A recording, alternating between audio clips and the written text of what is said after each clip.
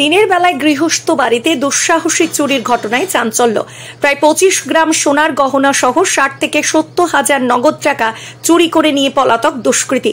ঘটনাটি নদিয়ার শান্তিপুর থানা এলাকার চৈতালপাড়ার গৃহস্থ বাড়ির যুবক সৌভিক পালের অভিযোগ, এদিন সকাল 11টা নাগাদ বাড়িতে কেউ ছিলেন না।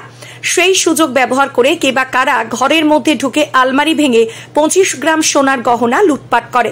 এছাড়াও আলমারিতে ছিল নগদ 60 থেকে 70 হাজার টাকা। সেই টাকা উধাও হয়ে যায়।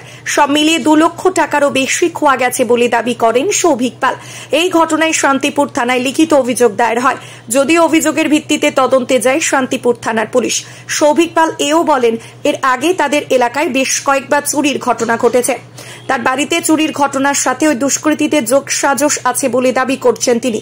এক প্রকার দিনের বেলায় গৃহস্থ বাড়িতে চুরির ঘটনায় এলাকায় চাঞ্চল্য ছড়িয়ে পড়ে। কিভাবে চুরি, কি বলছেন পরিবারের লোক, শুনুন। ব্যুরো রিপোর্ট, বাংলার প্রতিনিধি। আচ্ছা, এই যে দুঃসাহসিক চুরি হলো সেটা কিভাবে হলো?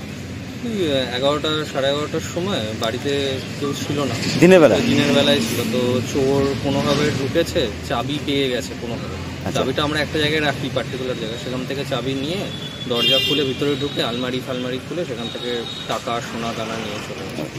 কত টাকা হবে ওখানে? 60 থেকে 70 হাজার টাকা ক্যাশ নিয়েছে আর 15 থেকে 25 গ্রাম মতন সোনা হবে। পুরোনো সোনা ছিল, ওগুলো গহনা ছিল, সব গহনা ছিল। সামনে আমাদের বাড়িতে বিয়ে আছে বলে বোনের বিয়ে ছিল, তার জন্য আমাদের বাড়িতে ছিল এই জিনিসটা। সিসি ক্যামেরা ছিল না বাড়িতে? সিসিটিভি আমাদের বাড়িতে ছিল না।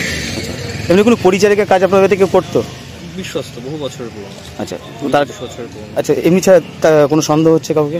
আমাদের পাড়ায় এই নিয়ে 3-4 বার চুরি হলো 1 বছরে, তো মেবি কোনো একটা গ্যাং হয়তো নজর রেখেছে। থানা অভিযোগ করেছেন তো? আচ্ছা, পুলিশ তদন্ত করছে? পুলিশ এসেছিল, এসে দেখে নিয়ে গেছে, সবকিছু রিপোর্ট নিয়ে গেছে। আচ্ছা, সবই কি তাহলে বিয়ে দেওয়ার জন্য গয়না রেডি করে রেখেছিলেন? বিয়ে বলতে বোনের বিয়ে আছে, সোদপুরে ছিল, তো তার জন্য রেডি করা ছিল। কিছু মার পুরনো গহনা ছিল, এবার প্রস্তুতি হচ্ছিল। বাড়িতে যেহেতু ফ্যামিলির বিয়ে আছে, তো প্রস্তুতি ছিল যে আমরা চলে যাবো। কি চাইছেন আপনারা এখন?